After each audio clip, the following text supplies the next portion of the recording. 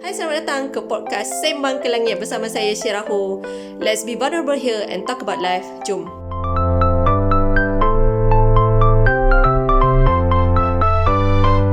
Hello guys, Assalamualaikum. Selamat datang ke channel Sembang ke Langit podcast bersama saya Syeraho. Not a therapist, tapi hari ni kita ada kaunselor. Kenalkan diri Atiqah. Okay, Assalamualaikum semua to all the viewers, untuk supporters Syeraho yang paling fans sekali. Okay, saya Atiqah Rusli. Tak ada nama glamour, saya guna nama Atiqah Rusli je dekat mana-mana social media saya, boleh search. Saya seorang kaunselor. Okay, saya insyaAllah real therapist lah yang boleh membantu dalam masalah-masalah mental health yang ada lah. Jadi sekarang ni saya freelance counselor lah. Okay, I see. So, hari ni kita hari ni kita nak sembang pasal support system lah basically. Okay. So, kalau kita cakap pasal mental health awareness kan, selalu kita kalau buka je topik mental health, it's all about mostly about macam mana kita nak reach out, macam mana kita nak dapatkan bantuan, nak pergi jumpa siapa, macam mana prosedur, macam mana kita nak cope, macam tu lah. It's all about macam diri kita. Tapi benda yang I jarang dengar adalah macam mana orang bagi tahu macam mana kita nak reach out to people, macam mana apakah cara kita nak minta tolong ke apa. I think macam culturally kita tidak dibesarkan, bukanlah nak kata semua orang, I guess macam typical Asian household kan, semua kena independent, semua kena independent. Macam tu lah. And kita tak biasa minta tolong, kita tak biasa macam itulah, tak biasa menampakkan diri kita lemah, tak biasa diajar untuk tunjukkan emosi.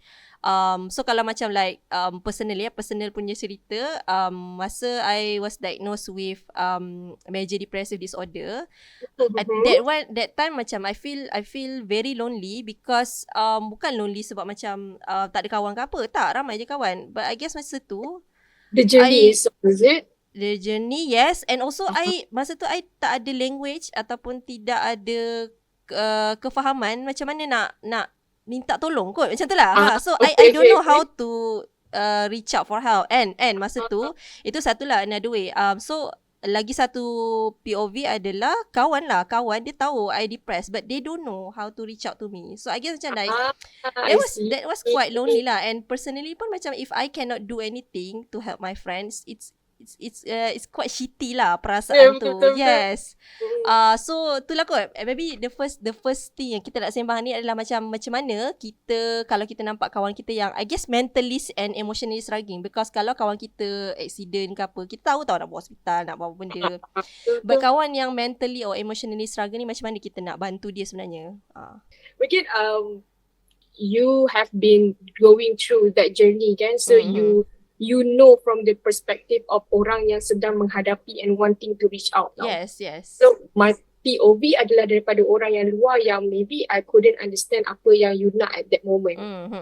Betul tak? Betul. And one thing yang as a counselor and as outsider kan, yang kita orang boleh cakap adalah usually kita tak boleh nak force people yang tengah in that kind of situation, betul tak? Betul. Tapi when it comes to that situation kan, from a perspective of kita yang nak those yang tengah struggling to reach out for help, kalau kita daripada outsiders, at that moment lah when the emotion yang tengah high apa semua tu, of course kita tak tahu pun apa yang berlaku. Kan? Kita tak tahu pun you are struggling kau ni semua, unless you reach out and cakap I am struggling. Masa tu baru kita boleh nak take action. Betul tak? Kan? Macam you sendirilah, macam you punya journey kan. Did you reach out to people first, or were you macam hoping for people to acknowledge that you are struggling? Oh, that's tough. Looking back, I think maybe I answer that macam like dulu dan sekarang kot. So kalau dulu, I think it's really confusing for me at that time because ni semua salah toxic positivity. Because masa tu I macam like dia boleh buat, takkan aku tak boleh buat, macam tu tau. Every time I'm struggling, that was my mantra, and that is not healthy lah. So macam at that time I pun tak tahu nak cakap macam mana. I really want to ask for help, but I don't know apa benda sebenarnya yang aku nak kena minta tolong ni. That thing macam like doesn't click in my mind. And then macam like I think macam at that time I bersyukur lah kawan-kawan tak cakap apa-apa. That thing I really bersyukur. So macam like daripada dia cakap something yang menyakitkan hati I kan, dia orang macam like layan I macam orang biasa je.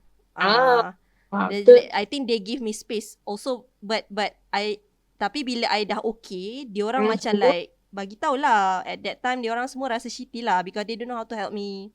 Dia orang tahu je I masuk bilik I nangis sorang-sorang because I really don't want people to see me cry. Tapi yelah dah nangis teruk kan, orang dengar lah juga. Yeah, betul. Yeah, I think that thing kot. Tapi kalau sekarang I guess macam like bila dah baca buku, ada buku Atiqah Rusli, Keko, and then macam like my mental health journey tu pun macam like I also macam mencari tahulah macam mana kita nak seek out for help. Because sometimes orang pun tak tahu nak reaching out to me kot gitu lah. So macam sekarang I am okay for reaching out for help, but at that time memang itulah dia perasaan dia, because I don't know nak cakap apa. Yelah macam okay, I'm stressed, so what? Kita apa lepas gitulah kot. That is the frustration je lah. That's the thing. Dia ada satu barrier in a way. You need help, but I don't know what you need. Yes. Bukan macam tu kan. So macam kita as a friend, kita macam ada satu barrier tau. What if aku overstep this thing? Yes, exactly. It's how, if I overstep, as kita from outsiders punya point, kita akan fikir, will it merosakkan my relationship? Nanti tiba-tiba, you were in struggling mode, I nak tolong, but then bila I offer help, you are not ready for the help, and you akan macam, the response back and forth tu macam, I pun sentap, you pun sentap, because not because you intentionally want to do that, tapi sebab because of the situation itself. I sentap, you pun tak ready, so the situation macam tu lah. So it's a matter of both tak tahu macam mana nak connect. Betul? Betul tak? Kan? Dia ada satu disconnection dekat situ lah. I tak tahu macam mana, you pun tak tahu nak reach out macam mana. Itulah, but in a way, as bukanlah as an outsiders, as kita kelilingkan, kita nak tolongkan. I think as macam kita macam support system lah kan, support system. Tentu kita as macam rapat ataupun tak rapat, especially kalau kita rapat lah, the only thing yang kita boleh buat is to be there lah, I rasa. To be there in a way yang kita nampak, bila kita dah rapat, kita boleh baca all the body clues, something macam social clues of orang yang kita dah rapat kan. So if dia perangai lain sikit, mungkin kita tak perlu nak terus terjah cakap, kau depressed ke benda semua. Tak perlu nak tanya macam tu, sebab soalan macam tu dia macam kind rasa sensitif. Exactly. Kan? Dia sensitif. Exactly. I guess macam like, me personally, I don't like people sympathize me. If betul. I don't ask for help, especially. Gitu. Betul. But itulah, but macam kalau, let's say lah, kalau kita nampak kawan kita tengah sedih ke, kita tahu dia tengah down. Okay, so you kata tadi be present. Like, how to be present? What macam apa contoh-contoh be present tu? Kalau you buat apa? Macam tu. Kalau I sangat takut kena marah tau. I sangat takut kena marah, and I am sangat takut kalau I overstep things. Okay. The only thing yang I akan buat is, that's why masa tu lah you akan kena tahu you punya love language tu apa. And love language of orang tu apa. Macam I, simply because macam I, apa orang cakap, puji-pujian, benda tu sort of macam puji-pujian ataupun act of service lah. Macam kadang-kadang I just shoot a text and cakap, aku ada ni kat sini, kau okay? Is anything, I tak ada cakap if anything wrong, I tak tanya anything. It's macam mana you punya friendship tu ataupun benda, you punya connection tu macam tu lah. Simply be there and cakap, I just send a shoot, kalau I shoot a text cakap, I hope you are doing okay, something, and I am here if you need anything. And I hope, bagilah doa-doa yang I selalu cakap, I hope Allah kuatkan you in whatever you are going through. I tak tahu pun apa yang you going through, but those kind of words sometimes make orang tu macam nak open up dengan kita. I guess sebenarnya lah giving space to people kan, like giving space and make people rasa dia ada ruang yang selamat, like psychologically safe for them to reach out to us. Betul. But dan kita pun sebagai kawan bukanlah I think satu jangan overstep. Also macam mana nak put it in a nice way. Bukan. So I nak cakap macam kita pun tidak sepatutnya terburu-buru nak selesaikan masalah kawan kita. I guess that's yes, it's not our problem, but I think macam like we honor our friend, everyone our friend untuk dia face the problem. Just macam like kita bagi dia orang space yang sepatutnya lah kalau dia orang nak emotional support. Yeah, when you are ready, it's just simply to say that when you are ready, I tak nak push you. When you are ready, I am here whenever. That is the safe space yang I rasa everyone needs tau. Sometimes orang nak orang nak kita acknowledge yang dia tengah struggle, but dia belum ready untuk bagi tahu apa lagi yang tengah dia struggle tu. Betul. So simply just acknowledge yang okay, I know you are going through something. It's okay, take your time. Take your time to whatever, tapi I want you to know I ada kat sini. Macam tu. Okay, that's good. I think macam overrated. Salah. Underrated kan. Macam like be present. Kita bagi kind words. Because macam it's easy for us as a friend rasa benda tu not helping. But it's actually really helping. And dalam masa yang sama kita tak overstep our boundary. Something like that. Yeah. So I was thinking macam like in general kan what do you think yang sepatutnya as a friend you should not do to a friend yang macam tengah sedih atau tengah emotionally struggling, mentally struggling juga. Benda yang paling jangan buat adalah don't be too intrusive dengan apa yang nak cakap. Itu satu. Contohnya jangan terlalu macam kau kenapa? Kau cerita lah dengan aku ada kat sini. That is the thing yang lagi menyerabutkan kepala otak orang kau. Aku tengah fikir that makes sense lah. Bila kita tengah serabut kan, kita tak nak tahu macam nantilah tanya. Sekejap. Aku tak ready lagi dengan nak cerita kan. Plus kita tengah play with the emotion yang aku boleh percaya ke kau dengan cerita aku ni? What if you judge me? Benda macam tu. So the first thing is don't be too intrusive dengan apa yang orang tu rasa lah. If you boleh sense the changes of you punya friends kan, emotionally ke mentally ke, then jangan terus tanya dia benda-benda macam tu, sebab by right dia memerlukan juga space. Dia maybe belum ready lagi. And then secondly, kalau dia dah ready nak bercerita kan, kalau dah ready nak bercerita, just dengar je. Jangan macam your first podcast kan. I hear your first podcast kan. Don't hear to respond. Hear just to hear. Dengar untuk dengar je. It's okay, dengar je whatever it is.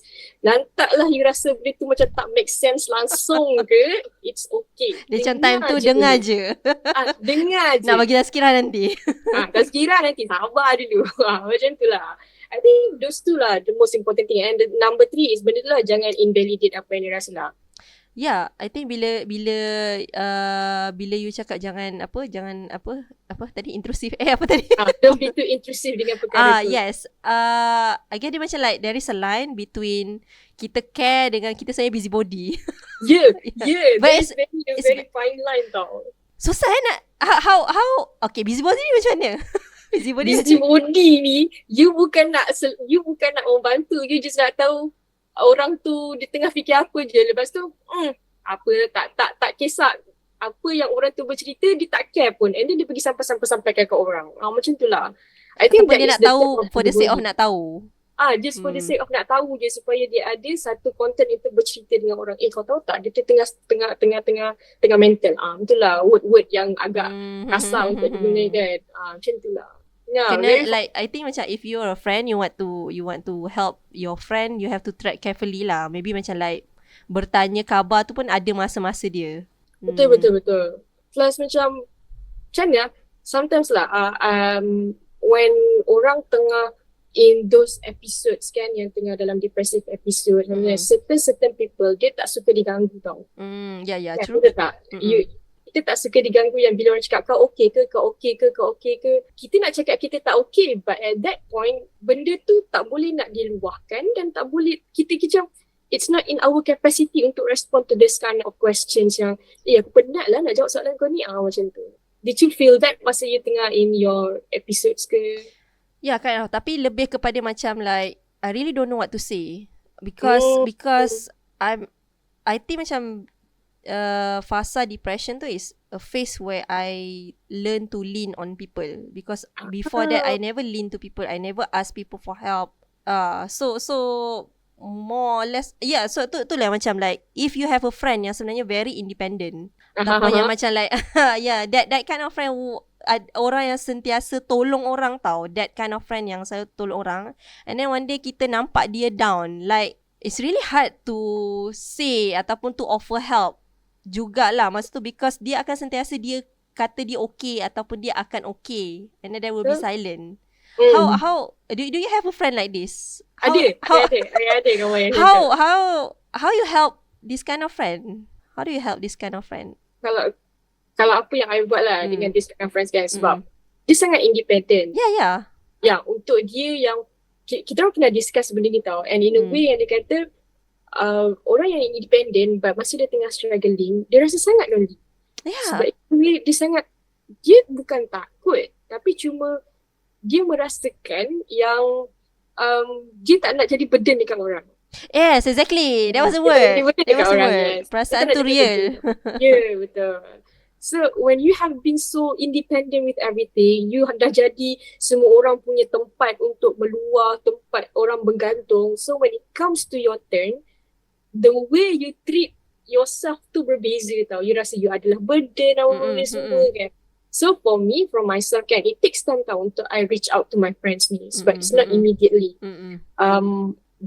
When dia struggle, walaupun dia tak cakap, kita boleh tahu, kita boleh nampak apa yang dia lalui kan. So macam yang I selalu buat is, I will always be there and checking up on her through WhatsApp. I akan tanya macam-macam. Bukan tanya, I takkan tanya checking up on your friend lah. Checking out macam tu je. Okay, kau dah makan belum? Tu thing je kan, kau dah makan belum? Ataupun kau tengah buat apa? Is everything okay? Kadang-kadang I tak tanya pun, is everything okay? Cakap, aku ada kalau if anything, if kau dah ready. Benda macam tu lah. Just daily punya ni. But I will make sure every day yang selagi dia tak get back to normal self dia, I will sentiasa check in on her. Walaupun dia tak reply ke benda semua, just I want you to know that aku ada and I know you are struggling, but it's okay, take your time. So bila dia dah ready, bila macam dia dah okay sikit, macam bila sampai turn yang memang dia okay, I will macam tazkirah dia in a way yang I cakap, it's not fair, you have been there for everyone, tapi you rasa you are a burden to everyone else. It's not fair benda macam tu. So it takes time untuk dia lean on to other people, but eventually dia akan okay. Macam tu lah. That's what I do. From someone, kawan aku, kita as a friend macam like, gila kita nak bantu orang ni, it's not something yang we can do it immediately and touch and go. It always takes our patience, our trust, dan space yang kita nak kena bagi, checking up. I guess benda-benda tu macam like, kita boleh kata macam like a commitment yang, if you're a friend and you want to help your friend, that is the commitment and that is part of the deal lah. If you want to help your friend, it's not something yang macam patah kaki simen macam tu. Itu pun ada check up, follow up semua actually, physically. I suka that words yang you say, it's a commitment sebenarnya. It's not easy to be around friends yang ada this mental health issues lah. True. Betul, sebab at the end of the day kita akan jadi dia punya apa orang cakap, tompang kalau kaki patah tu kan. Yang the crutches tu, kita akan jadi benda tu dekat orang kita punya kawan. So it's a commitment sebenarnya. If you are not ready, you need to learn on how to bagi tahu orang tu yang I cannot be your crutches, but in a good way lah. Kita tak naklah putus friendship tu sebab kau ni asyik sakit je. Kita tak nak macam tu tau. Sebab true. I do have cases yang macam tu, yang kawan tinggalkan macam tu sebab been on ranting about the same thing, benda macam tu kan. Macam kesian lah, kita kesian. I guess bila kita nak tolong kawan yang mentally struggling, emotionally struggling, it takes up our mental and emotional capacity. Betul. And it's easily drained. So for you guys as a friend, you should fill up your emotion. Macam like macam benda tu berat, you guys pun perlu berehat. Bukanlah berehat tu maksudnya tinggal kawan ke apa. Maksudnya you do everything you can so that bila kita nak tolong kawan tu, kita sentiasa ada mental and emotional capacity, right? Bukannya kita like drain ourselves. So I think as a friend macam you should jaga diri lah. Jaga diri juga. Betul. Emosi dan mental tu kena jaga because it's tough. The care yang kita put dekat diri kita is the service yang kita buat untuk orang lain juga sebenarnya. Oh wow. That summarize everything. Punya jawab aku pusing. Sebab bila kita in the best person, kita ada best self kita kan, we help others better. Yeah, true. It's better for everyone if you are in a good condition, in a good mind, in a good state and a very full emotional capacity to give to others. Kalau kita pun dalam keadaan yang macam aku tengah serabut ni, siapa nak dengar masalah aku lagi ni, dia jadi macam tu. So the things jadi macam dua-dua penat. Dia macam tu lah. Yeah, exactly. Okay. Kan? I want to get back to the point yang macam I cakap pasal toxic positivity tu kan. So if you could explain to the listener like toxic positivity ni apa benda? So I being positive is good, but at what point dia sebenarnya become toxic? And why toxic positivity ni can feel so invalidating? Wah, ada 3-in-1 punya soalan. So apa benda toxic positivity ni first? In short lah, I try jawab dulu when it start to become toxic. Yeah. Positivity start to become toxic bila you invalidate the emotion. You tak allow diri you to feel the real emotion yang you rasa masa tu. You terus je masa tu macam the usual example yang I selalu bagi is tangan kita kena luka dengan kertas. Member terus cakap, alah tak ada apa-apa lah tu. Tapi kita ni tengah sakit ni. Tengah sakit ni. Kenapa kau tak nak dengar dulu yang aku sakit? Lepas tu lepas aku dah cerita macam mana benda tu jadi, barulah kita cakap okay, kita balut dulu benda semua. Dia baru cakap okay, insyaAllah benda ni akan okay. Why not kita buat macam tu? Kenapa you nak terus cakap alah tak ada benda lah tu? Tapi I kan tengah sakit. Kenapa you nak cakap I tak sakit? You tak rasa apa yang I rasa. Macam tu. So that's when it become toxic positivity lah. So basically toxic positivity ni is you were forced to be positive without kita dipaksa untuk menjadi dan merasa positif tentang apa yang berlaku tanpa kita meng-acknowledgekan apa sebenarnya yang kita rasa, be it negatif atau positif yang kita rasa. Itulah, that is the toxic positivity. Kita invalidate benda tu. So dia macam like we don't want to feel anything yang macam make us feel bad. So dia macam like only allow positive. Allow positive. But human are not made like that, right? Yeah, betul. Human are made of all the emotions. Negatif ke, positif ke, but it's things that toxic positive ni kan, lama-lama if you keep on benda macam tu kan, you akan jadi stuck tau. Jadi macam positif tu no longer make any effect dekat you. Bila you keep on positivity, dia dah macam sebab the negatif tu nak keluar tak dapat, tak reach the full potential kan. Bila macam tu lah, positif tu no longer make any effect on you. So, you akan jadi lagi koyak lah. You will get more worse than that. Yes, betul. You no longer, up to a point yang you no longer ada emotions. You dah tak ada rasa. Sebab positif no longer have an impact dekat you. So end up you tak ada emotion lah. Sebab you keep on tolak dia negatif tu tak ada. So positif macam tu lah. So that's the worst case of toxic positivity lah sebenarnya. I guess being positive tu pun macam like we have to take it moderately. Bukanlah nak katanya kita kena jadi negatif. I guess macam like I guess like being positive is not without experiencing something bad. Like that. Like we accept all the good and the bad in our life. The things about toxic positivity kan, dia akan buat you be detached dengan you punya emotion. Yeah. So like, yelah sebab kita tak nak rasa certain feeling, only allow certain feelings. Yeah, you akan rasa detached dengan emotion tau. Until the part yang bila bad things happen, you kita takkan try to work around the emotion and the things yang happen. Bila something bad happen, the first thing kita akan buat adalah logical. Bila you are always in the toxic positivity punya ni kan, you akan try logic je. Okay, benda jadi. Okay, aku tak perlu rasa sedih. Ini aku patut buat. Dia akan terus dengan action. Without you acknowledging dengan you punya ni. So, you tak ada emotion lah dekat situ. You were detaching dengan you. Sedih tau benda macam tu. It's like macam sedih kan? Tak ada emotion. You feel macam nothing. I was thinking macam bila kawan impose dia punya toxic positivity. That can be so cruel.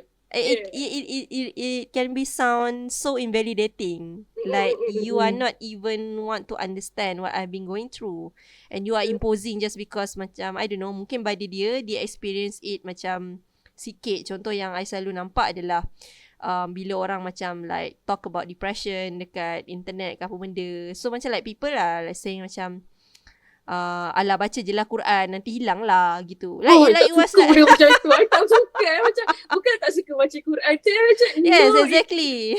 exactly. Dia macam tak relate langsung tau dengan apa.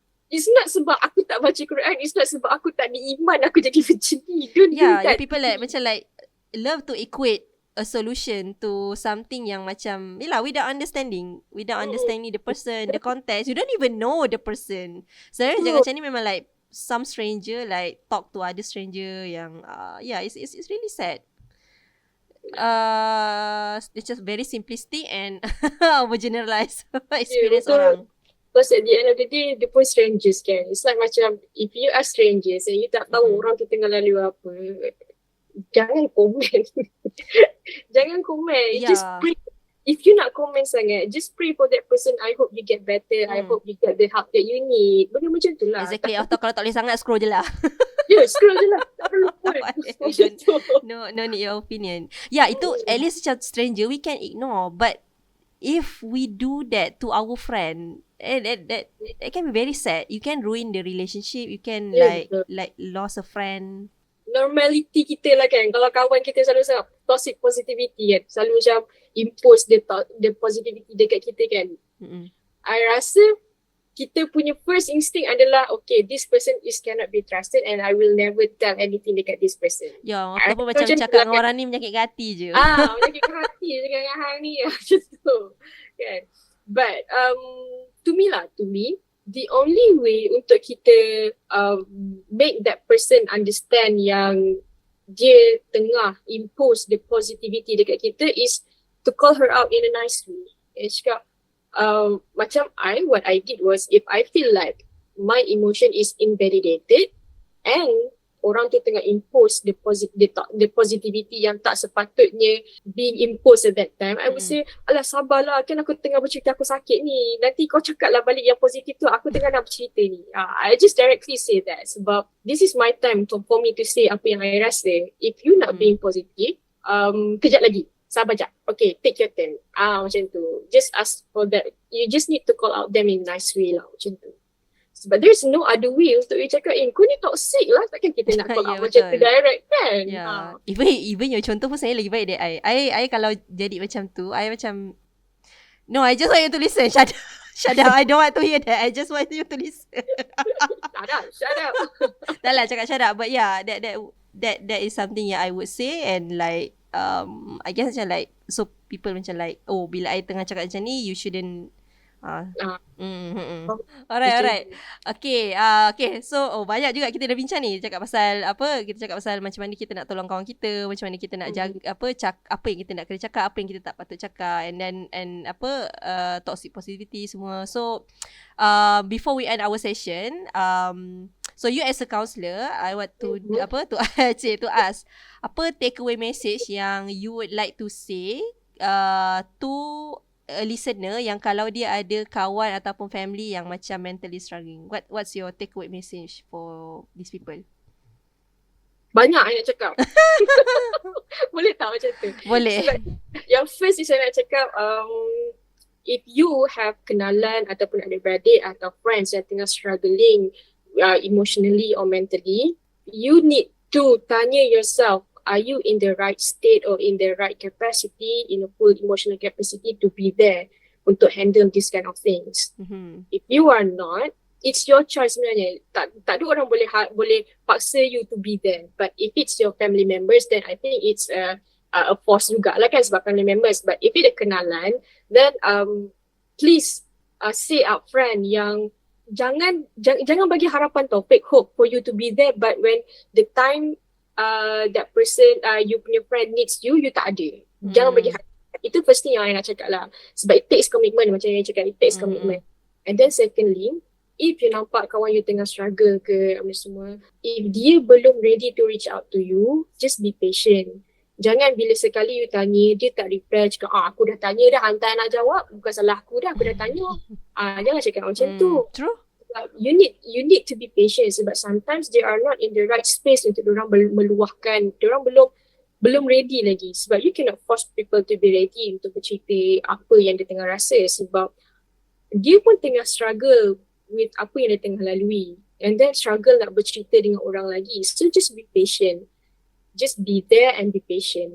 Macam tu lah. I think and then the third one is jangan rasa you perlu solve the problem for that person. True, that is very true. Yeah. Jangan rasa you perlu. Cukup sekadar you jadi supporter. If you nak meluah, dengar.